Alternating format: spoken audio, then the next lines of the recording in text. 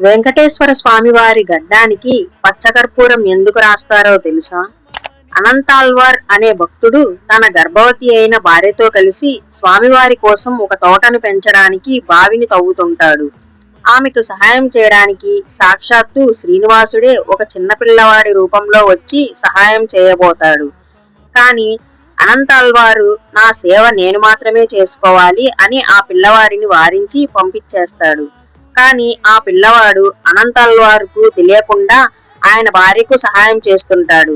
ఇది గమనించిన అనంతాళ్వారు కోపంతో చేతిలో ఉన్న గుణపాన్ని ఆ పిల్లవాడి పైకి విసిరి కొడతాడు. ఆ దెబ్బ ఆ బాలుడి గడ్డానికి తగిలి రక్తం కారుతూ గుడిలోకి వెళ్లి మాయమైపోతాడు.